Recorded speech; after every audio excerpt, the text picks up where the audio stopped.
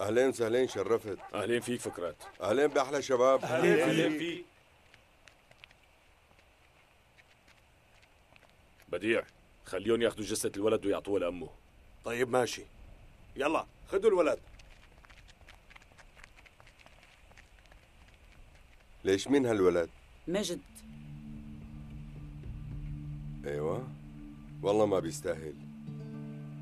شو صاير؟ ولا مات موتة ربه؟ ترى البيوت كلها جاهزة. خذوا الشباب وزعوهم على البيوت، نحن بدنا نروح لعند عمر. مثل ما بدك. خذ ضيوف على بيوتهم. حاضر اغا. يلا تفضل.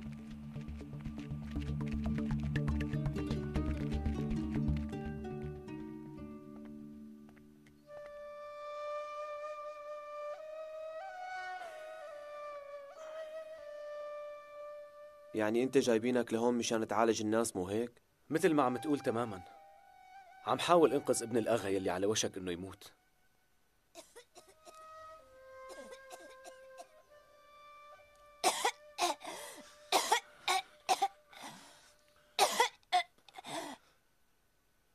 شو عم تستني؟ ما تعطيه مي؟ شايفتي شلون عم يسعل؟ عطيته بس ما مشي الحال. ايه رح يموت الولد.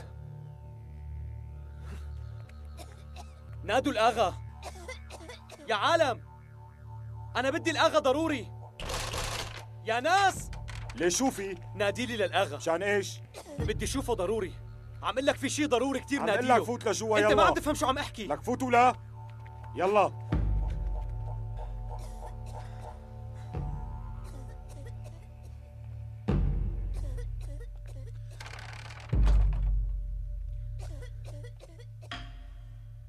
والله حاسة إنه إيدي ورجلي مربطين. أنت ما فيك تساعدنا أبداً. لازم ننقذ حياة طارق، ما فينا نضل قاعدين هون ونستناه ليموت. أمي، نحن نسوان شو فينا نساوي؟ أنا رايحة بدي وقف وش الآغا. وقفي شوي لقلك، انت ما بتعرفي الاغا. ايه والله بيقتلك وبيخلص عليك بدون ما تفرق معه. أمي أنت عارفانة شو عم تساوي؟ كرمال الله تهدي شوي. بابا خير شو صاير؟ تفضل شوف مين إجا.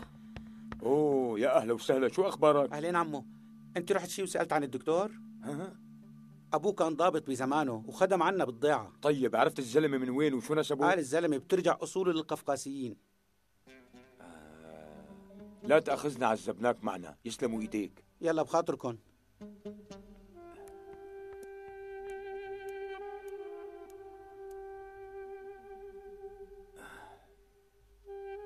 بزمانه هو قال لي شوف اصله فصل الدكتور، لو اصوله كرديه ما كان في مشكله. البنت من أصول قفقاسية. قفقاسيين جايين من الجبال، يعني مثله مثل الكراد. صح الحكي؟ شو هالحكي؟ من وين جايبه؟ يعني من وين بدي أجيبه؟ كل العالم بيتعاملوا معهم على أساس إنهم كراد. ما بظن إنه في مشكلة.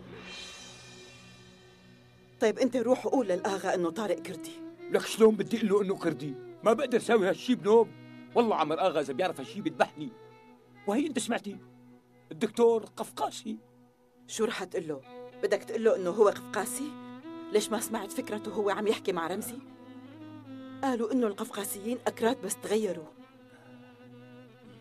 يعني ما فيها شيء أبداً إذا قلت له إنه طارق كردي. سمعت الولد وهو عم يسعل، أنا متأكد إنه كتير تعبان يا أغا. طيب أنت بس خليني فوت وأطمن عليه لو سمحت، ولا يعني بدك الولد يموت؟ مشان هيك بدك ياني؟ 1000 مرة قلت لك ما بخلي حدا يقرب عليه تركي. يعني بدك ابنك يموت قدام عيونك؟ انسى هذا الشيء، الأتراك إخواتكم وما بتفرقنا إلا اللغة. خذونا هذا من وشي. يلا فوت لجوا ولا رح تقتل ابنك يا أغا. الولد ما رح يسامحك أبداً، فهمت؟ يلا ولا فوت لجوا.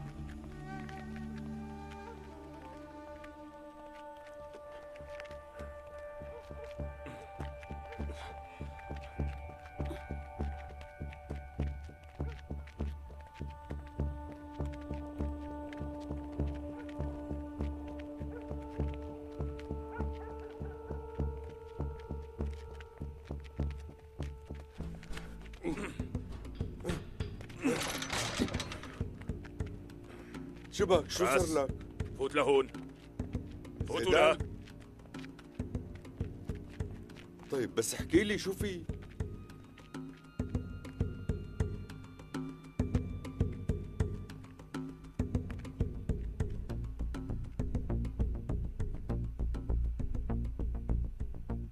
هلا انت اللي بدك تحكي لي يا شاطر. لهلا ما قلت لي شو بدي احكي لك.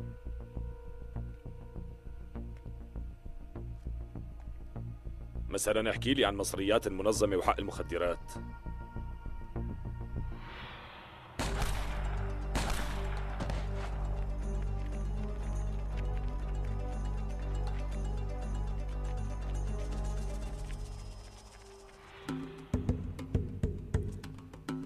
والله أنا دريت من العالم. ايه وانا كمان دريت انك اخذت المصاري. لا أبدا. اللي قال لك عم يفتري. اللي وين الشنتاي؟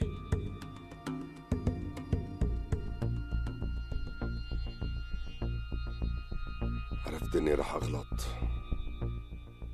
اللي مين هو شريكك؟ كمان من التنظيم؟ ها؟ احكي. لك عم اقول لك احكي، ما سمعت؟ يلا.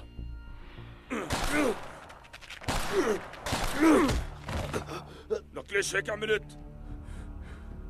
شلون بتقتل الزلمه قبل ما يحكي لنا شيء؟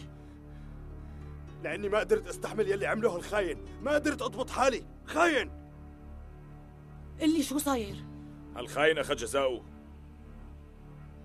روح اعطيه لاهله. وانتوا امشوا معي. يلا امشوا.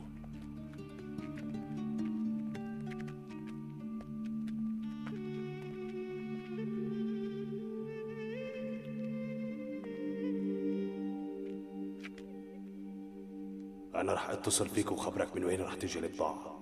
ماشي أخي، أنت بس خبرنا ونحن رح نجيبها دغري. شوف أخي، بدي البضاعة توصلني كاملة. خلاص لا تاكل هم. إذا مسكت أنا ما دخلني، وإذا حكيت عنا أي شيء دغري رح أوصكها.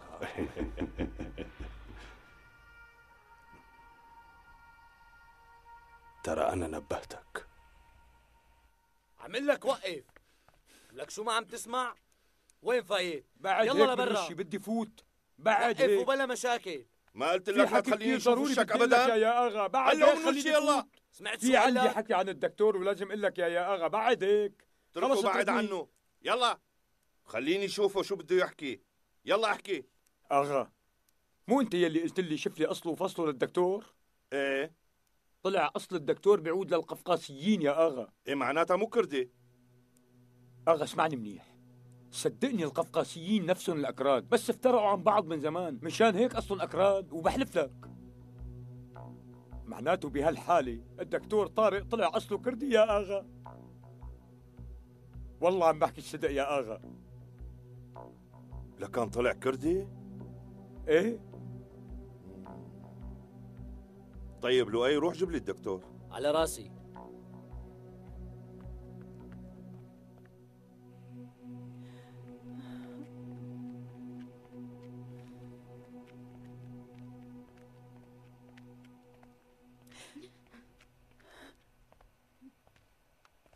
شو صار؟ طمن وقلت له متأكد انه طارق لفت، لانه انا قنعت الاغا بالقصة. حمل ونزاح عن ظهرنا. تسلم خالي تسلم. يعني هلا طارق بده يعالج ابنه للاغا، خلص ما في داعي ابدا انك تستني هون، رجعي لضيعتك. طيب هلا بنرجع. اللي شفته لطارق شو اخباره؟ احكي لنا شو قال لك. ما شفته بس خلص لا تاكلي همه، من هون ورايح ما عاد في حدا يقدر يعمل له شيء.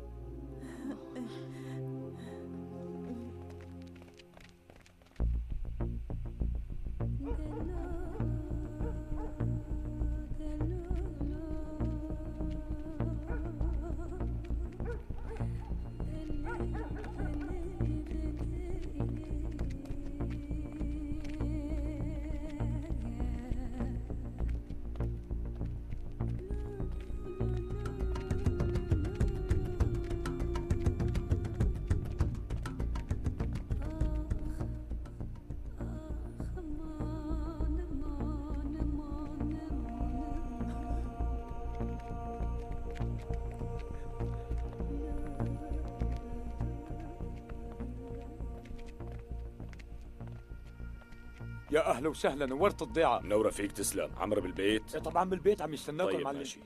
وافقت انك تعالج ابني، يكون بعلمك وامانه برقبتك. بدي اياه يطيب. اغا اجا زيدان. رايح شوف. طيب انت شوف شغلك وناديلي. يا اهلا وسهلا، يا اهلا وسهلا، تفضلوا لجوا. شو عم تساوي هون يا لا دكتور؟ تخافي، سمح لي الأغا، هو وافق إني شوفه. شرفتوا تسلم يا والله، أغا، نورت الضيعة. تسلم. تفضل. يزن كتير تعبان يا دكتور، بترجاك بدي اياه يطيب. حرارته مرتفعة. الله يخليك جيبي لي مي وفيها خل. على عيني. شو رأيك تشلح جاكيتك مشان علق طيب لك ماشي. اياه؟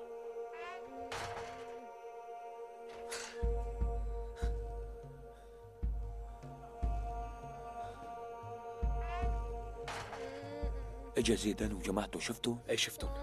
ما لازم يعرف إني هون. ايه حكيك صحيح، هو قاعد بالصالون. تخيل بده يفوت ويطمن على يزن، يعني مين بده يوقفه؟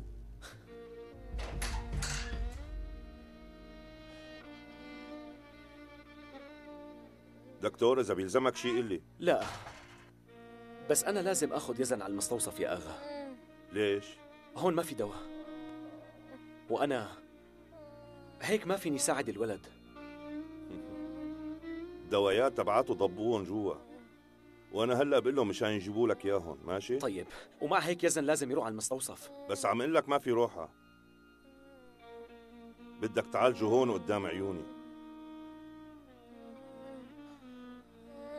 فهمت دكتور؟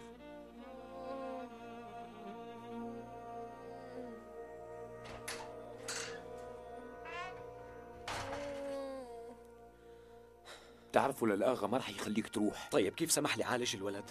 لأنه سناء خانم هي اللي قنعته. خالي سناء؟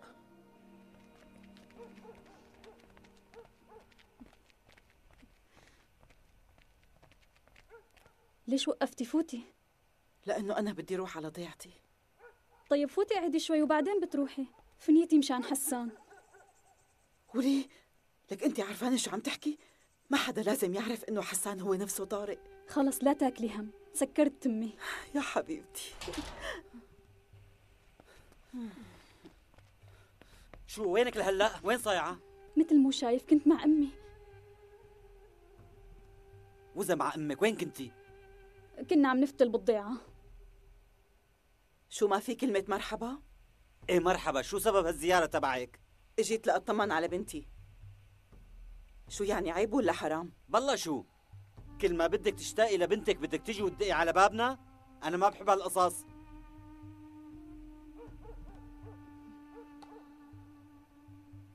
ديري بالك على حالك. يلا بدك شي؟ لا تنسي شو حكينا.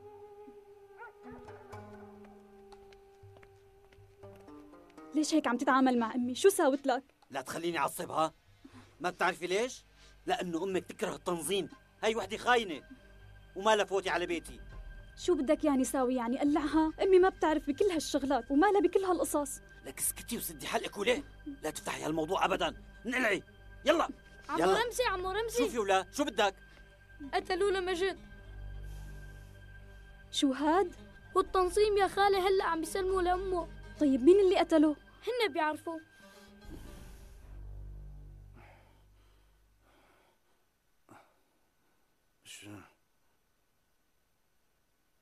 شبكي ليش هيك قاعدة؟ قومي حطي لنا غدا. ولك يا بنت مالك سمعانة؟ قومي لشوف حطينا لقمتين. اللي وين أمي؟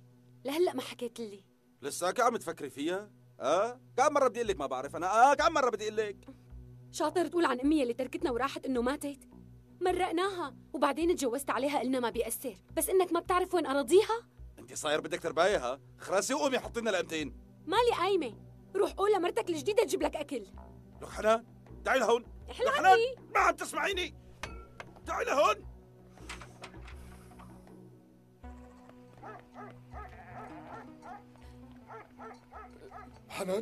حنان وافي.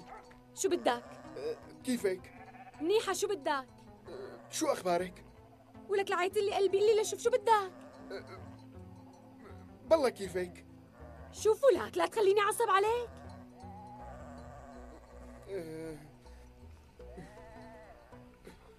تفضلي جبت لك هي. شو هي؟ هي رسالة أنا كاتبها. بالله شو؟ ليش بقى؟ لأنه أنا ما عم بقدر أحكي لك يلي بقلبي، مشان هيك كتبت لك إياها. يعني خديها واقريها، يلا بخاطرك.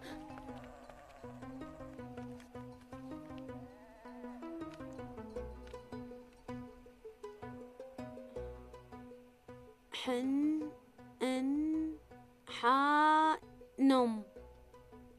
لا، خانم. أنا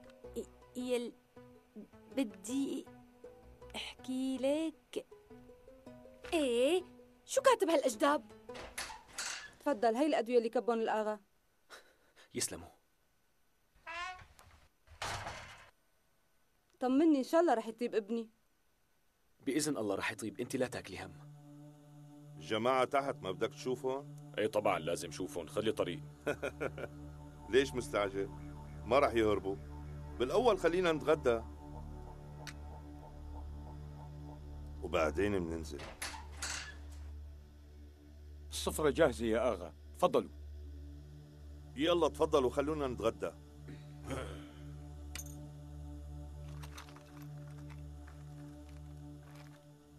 أنا رح أعطيه الدواء. هاي ما جيب مي. طيب، بس لا تجيبي المي باردة لأنها بتضره. ماشي، تكرم عينك. تفضلوا تفضلوا، صحة وهنا إن شاء الله. تفضلوا تفضلوا. تسلم يا أغا، تسلم. تفضل. ماشي.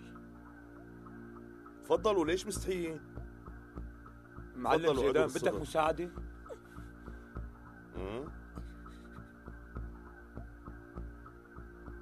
تفضل، لازمك شي معلم؟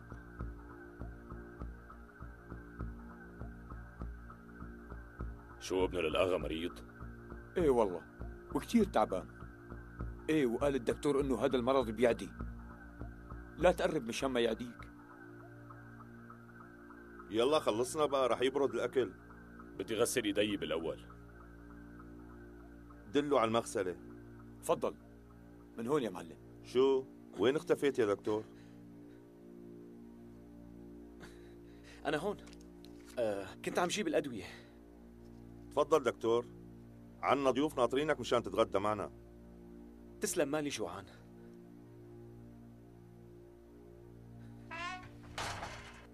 ما لازم ينترك هيك. يعني هون أنا ما فيني أعالجه أبداً.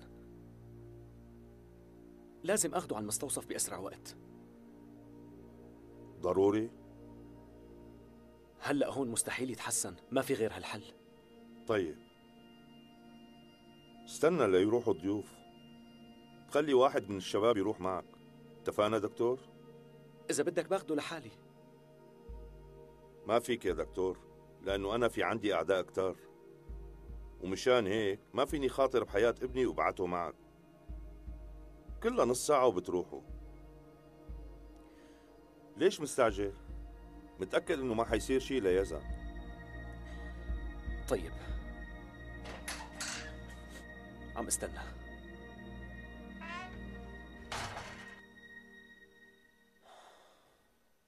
ايوه برافو. انتوا اكتبوا كل شيء عم يكتبوا رفيقكم ايهم على اللوح من بين ما اشوف رفقاتكم الجداد، لانه اكيد هن بدهم مساعده. حاضر أمسة. قلي لشوف انت وياه، ليش ما عم تكتبوا مع رفقاتكم؟ أنا كتبت كل شيء على اللوح. طيب وانت ليش ما عم تكتب؟ أنا ما راح تفيدني المدرسة أبداً. مين قال لك إنه المدرسة ما بتفيد؟ أنا أبي قال لي إنه المدرسة ما بتفيد وبعمرها ما علمت حدا. يلا نروح، يلا امشي. طيب لوين؟ سعيد وقفوا شوي، وقفوا، عم نادي لك رد علي. سعيد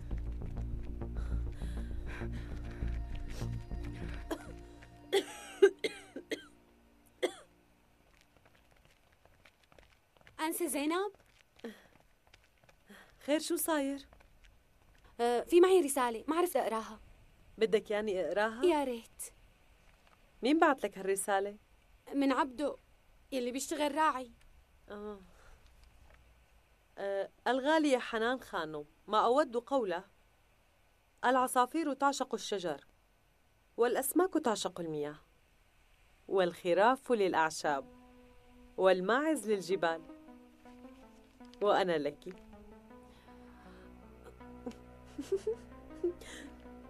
والله مبين من هالرسالة إنه عبد الراعي طابس فيكي، يعني كاتب لك رسالة غرامية. أنا بعرف شغلي معه.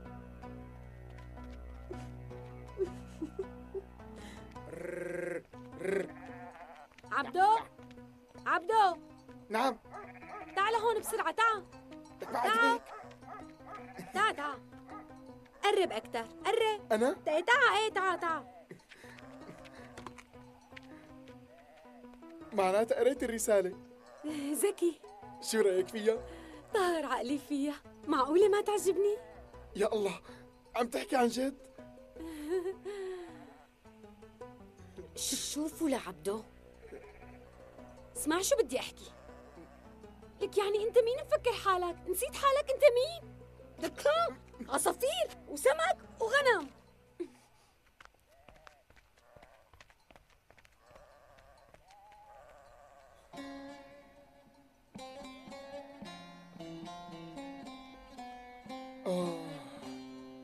يا حنان.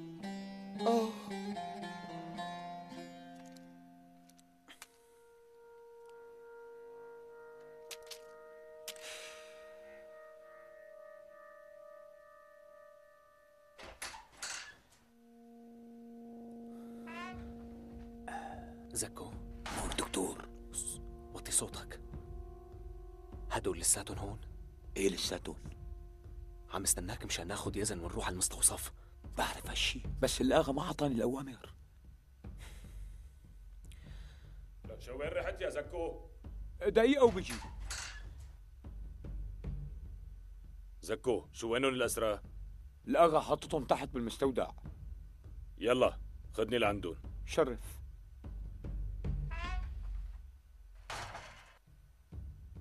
يلا بسرعة.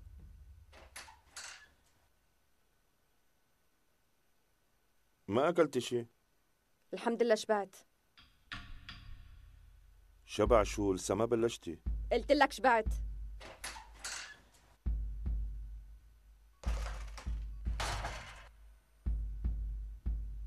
مين هي؟ هي اسمها رويدة. بس بنت مثل الغزال. امتى بدي روح على المستوصف يا اغا؟ ليش بصلتك محروقة؟ لك صبور؟ هدول الأسرى يا معلم. قوم ولا قوم، يلا قوم وقف. أكيد أنت الإمام. إيه. شوفوا لا، لك أنت ما بدك تبطل تدور على بيوت الضيعة بيت بيت وتحرج الشباب علينا ولك؟ وقف ولا عم قل لك وقف. إيماني هو اللي عم يدفعني سوي هالشي. نحن ديننا واحد، ليش لحتى نقتل بعضنا؟ جاوبني. اسمعوا لا، نحن بتنظيمنا مالنا دين. لك شو هذا الدين اللي بدكم تبلونا فيه؟ وهلا بدكم تشغلونا انت وامثالك، ما هيك؟ شو هاد؟ قال دين قال. وقف محلك. يلي فهمته انه انت واحد مالك دين. روح شوف كل شخص بالضيعة كيف بيفتخر هو بدينه. اسكت ولا اسكت. لك انت بدك تفهمني ديني؟ لك بخلص عليك وببرك هون ولا خليك تشتهي الموت. بفضل اني موت بكرامتي ولا بتخلى عن ديني مثلك. شو لك؟ اسكت ولك، لك بدك تخرس. يعني انتم مو شاطرين غير تتقووا علينا، مو هيك؟ ورجيني شو بدك تساوي. والله لموتك انت الثاني. لك انت شو عم تحكي ولا؟ يعني فكر حالك انه مو جايك الدور انت الثاني؟ نحن عم نكشف حقيقتكم للعالم ونفهمهم انه هالبلد مو بس لإلكم. لك مين مفكر حالك انت وياه ولا؟ شبك ليش ما عم تحكي؟ لك كيف تسمحوا لحالكم تحكوا هالحكي؟ هاد هو الحق؟ انك تقتل العالم؟ الحق انك تدافع عن العلم. العلم بيخلي الناس تطلع من حالة الجهل وتدافع عن حقوقها. يعني وهيك كلياتنا منصير ايد وحده، منعيش سوا. تركيا إلنا كلنا، عم تفهم علي؟ خلاص ولا؟ خلاص؟ تركيا؟ لك مو ناقص غير انك تعلمني. والله لكسرك والله، لك ما بقى غير امثالكم يعلموني شو بدي ساوي.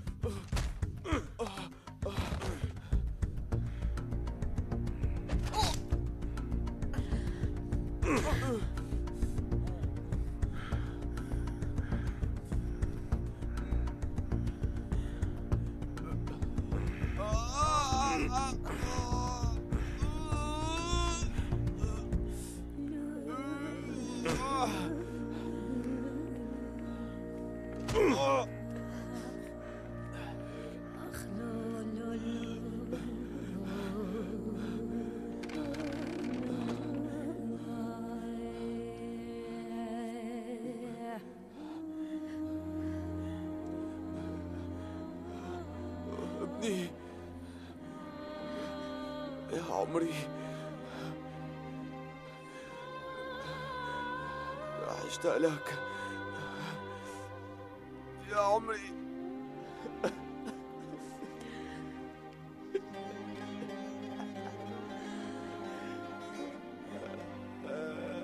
يا ابني. أمي أمي خديني لعند أمي، أنا من ضيعت بارغنيز ودي ما تقولي لأمي شلون متت. ماشي.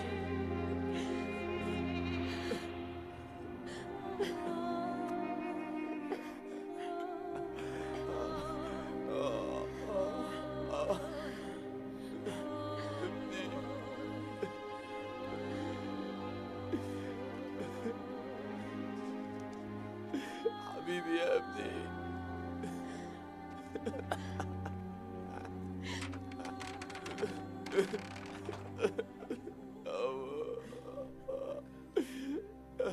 ابني تعال هون شو يا عملت شباب. ابني؟ هلا خليني اشوف خلص مرجلتك. صاحب المزح. لك وين بدك تهرب إيه من فرد من مني؟ إيدك؟ لك تعال هون، بعدين. تعال شوف. بعدين. لك ليش خايف؟ عمل لك خرف حاجة. طلع سعيد شباب. شو عم تساوي بهالفرد؟ عم بمزح معه، شو فيها؟ شو هالمزح؟ في حدا بالدنيا بيمزح بالفرد؟ بدكم تجننوني يعني انتوا الاثنين؟ استغفر الله العظيم. ليش اجيتوا هلا من المدرسة؟ قال ما لنا محلات بالصف. صح ولا لا؟ ما تحكي الا لأمك. ايه والله مزبوط يا أمي. شايفة شلون اني ما عم بكذب؟ عم يكذبوا عليك يا ست أمينة. أنسة زينب؟ القصة الحقيقية سعيد هرب من المدرسة وكمان أخذ أخوه بالزور. سعيد؟ بهالعمر شو رح تفيدنا المدرسة؟ المدرسة لكل الأعمار، يعني لازم تتعلموا مشان مستقبلكم. ما دخلك، روحي درسي هدينك الأولاد. أنا ما بحب المدرسة. سعيد تأدبوا ولا؟ شو هالحكي اللي عم يطلع من تمك؟ هالشي عيب. سعيد قلي أنت ليش هيك معصب؟ على مين طالع خلقك؟ يعني هلأ أنا وأمك شو بيهمنا غير مصلحتكم؟ أنت لازم تتعلم أنت وأخوك، لازم تدرسوا. أنت المفروض تنقلعي، ما حدا دخلوا فينا. يلا روح التهي بطلابك. خرسوا لا وست حلقك العمى، شو قليل ترباية؟ العمى بقلبك، ما فيك أخلاق. يلا انقلع من خلقتي. وأنت كمان ولا. استغفر الله العظيم. يا ربي ليش هيك عم بيصير فيني؟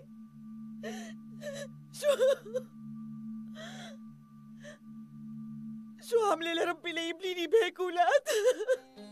لا تزعلي، طولي بالك، هاي أزمة ولازم نتجاوزها. لساته صغير ما بيعرف شو مصلحته. هالأولاد ما راح يطلع منهم خير. الصغير كتير مؤدب وهادي، بس سعيد ليش هيك عم يتصرف؟ هذا الولد طالع لأبوه، وأنا متأكدة إنه راح يصير مثل أبوه خادم عندهم بالتنظيم. معقول يكون أبوهن للأولاد؟ أنا رايحة أشوف.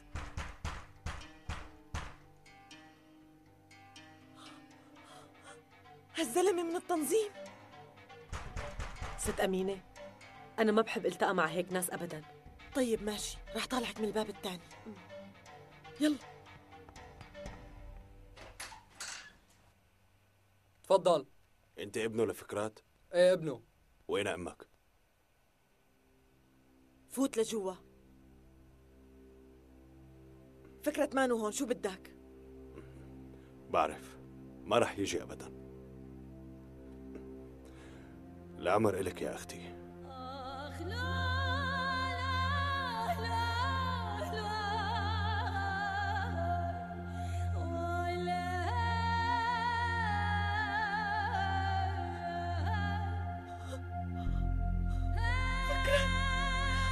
فكرت رد علي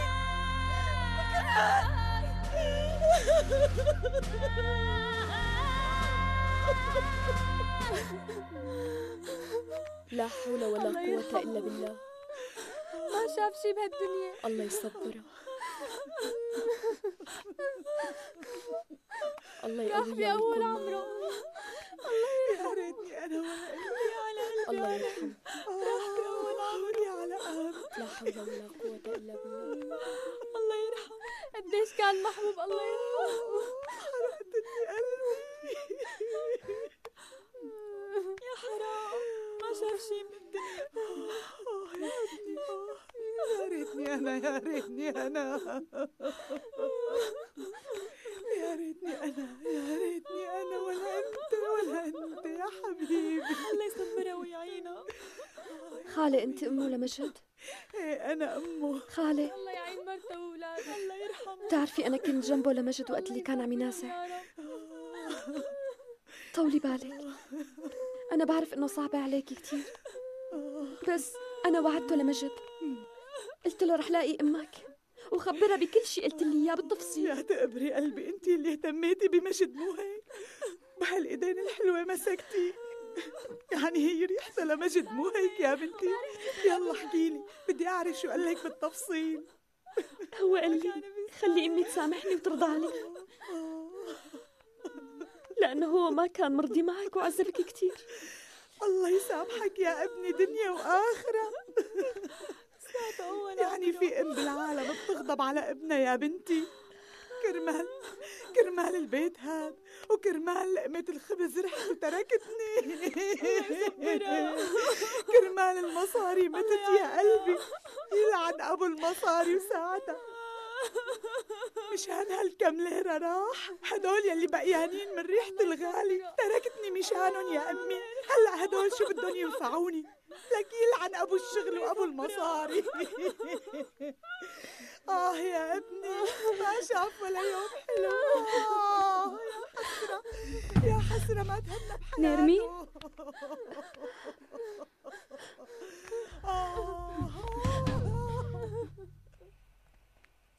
نرمين نرمين أنا خديجة أختك، شو ما عرفتيني؟ شو بدك؟ شو صاير بحالتك؟ ليش البارودة بإيدك لتكوني صرتي معهم؟ التهي بحالك، ما دخلك فيني.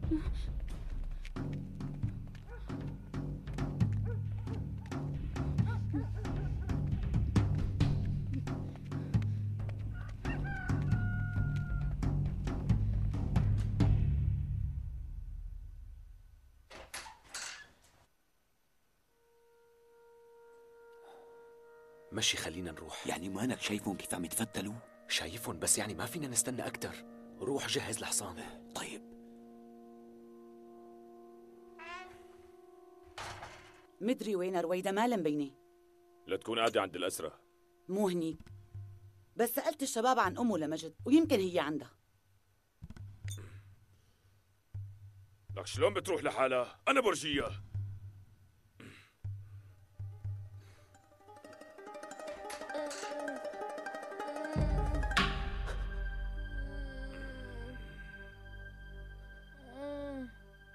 راه الفتحة على روحك. الولد عم يموت يا زيدان. رجع الولد. امشي يلا، عمل لك رجعوه. يلا ولا. واخيرا التقينا. رجع الولد يلا لشوف. بدك تلحق امك. تشاهد على روحك ولا تشاهد على روحك. عم قل لك. شو عم تساوي انت وياه؟ هالدكتور خاين يا اغا. مو صحيح، هذا شيء كذب. ليك ما بيفيدك الحكي. استنى شوي، شلون خاين؟ رح اقول لك الحقيقة. انقذت حياته وقت كان عم يموت بالمعركة، بس قبل ما انقذه انا اشترطت عليه شرط، ويلي هو انه ما يقرب على الضيعة والمدرسة، وبالمقابل انا عالجته. هذا كل شيء، بس مدري مين نقل الخبر وخلى العالم كلها تعرف، وصار يقولوا الناس إنه زيدان أهان التنظيم. هي كل الحكاية، مشان هيك هو بده يقتلني يا أغا. مزبوط يلي سمعتوه؟ اسمعوا لا طارق، أنا ما حدا بيتحداني. هلا الدكتور ضيفي، تعال أقول لك خلاص كل شيء بينحل. شبك؟ إذا كل هالشي صار بيناتكم بتكون عن جد أهنت التنظيم يا زيدان. بس هذا الدكتور عم يكذب. في شي بعرفه، يلي هو إنك ما تأذي الدكتور طارق أبداً لحتى يعالج لي ابني.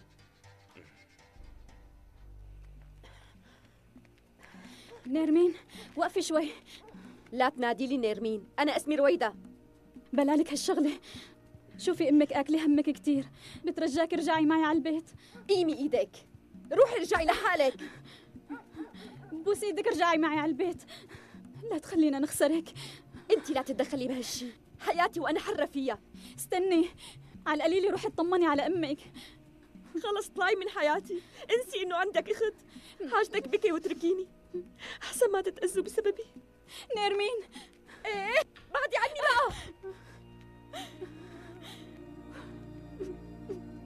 ولك شو عملوا فيكي؟ يا ربي ليش هيك عم يصير؟ لازم خبر أمي. قال رح يرجع على الضيعة فوراً بعد ما يعالج ابن الآغا. منيح يلي طمنتينا، الله يطمنك. والله كنت أكلاني همه للدكتور طارق. يعني لو ما اجيتي هلا وطمنتينا كنت بدي احمل حالي وروح دور عليه. لا تاكل هم يا شيخنا، الدكتور صحته منيحة. ما قلتي لي انت شو إلك شغل بهالضيعة؟ يعني شو بده يكون إلي شغل؟ رحت لأطمن على خديجة وهنيك دريت بالقصة. الدكتور رح يزعل كتير بس يرجع على الضيعة. خير شو صاير؟ في ضابط اجا من المخفر وقال انه بده اياه بشغله كتير ضرورية. يعني معقول يكون في خبر من امه للدكتور؟ ايه الظاهر فيه. ان شاء الله ما يكون الخبر سيء ويزعجه.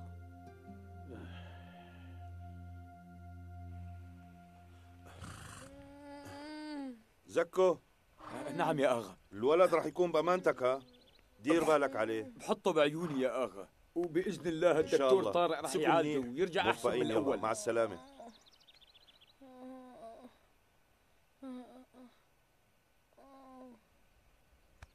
يلا دكتور خلينا نروح. ليه يلا.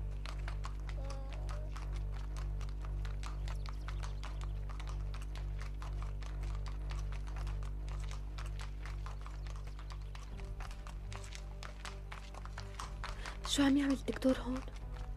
بدك تصبر لحتى يطيب ابني يزن، ما رح تخسر شيء أبداً.